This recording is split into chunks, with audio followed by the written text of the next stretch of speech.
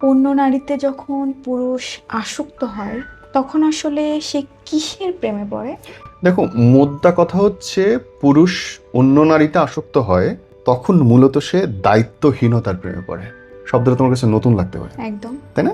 মনে হচ্ছে যে তুমি হয়তো বলবা যে সৌন্দর্যের, টাকা পয়সার, হ্যাঁ, হ্যাঁ। চার্মিং বা অন্য কিছু, কিন্তু দায়িত্বহীনতাটা কি? পুরুষের জীবনের অন্যতম পরিচয় হচ্ছে দায়িত্ব। ভাই হলে ভাইয়ের যত্ন নিতে হবে, বাপ হলে সন্তানের যত্ন নিতে হবে, স্বামী হলে বউয়ের যত্ন নিতে হবে। হ্যাঁ, তো সারাটা জীবন ধরে পুরুষ শুধু দায়িত্ব নিতে নিতে ক্লান্ত হয়ে যায় কখনো কখনো, এবং মনে হয় যে এটা হয়তো আমার জীবন না, কিন্তু এটাই জীবন। পুরুষের দায়িত্বই এটা, যে সে দায়িত্ববান হবে। হয় কি, অনেক সময়ই রেসপন্সিবিলিটির চাইতে অর্থ দিয়ে কাজটা করা সম্ভব হয়।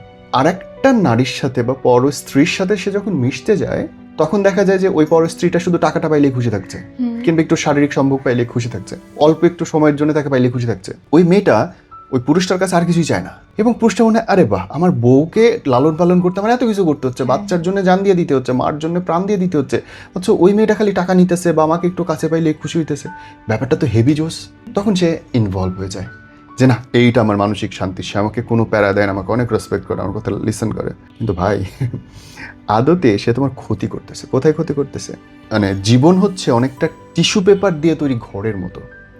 এর উপরে তুমি যদি কালিমাটা ছিটায় দাও, ঘরটা দুমড়ে মুচড়ে যাবে।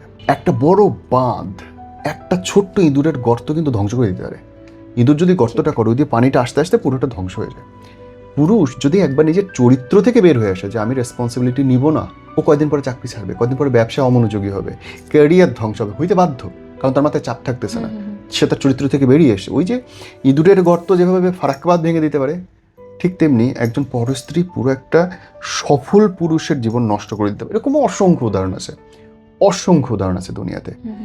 এই জন্যে বলি যে ভালোবাসতে হলে নিজের বউরে ভালোবাসেন, কিছু করতে হলে নিজের বাচ্চার জন্য করেন, নিঃসন্দেহে। এবং সুস্থ থাকতে হলে চরিত্র এবং শরীরের যত্ন নেন।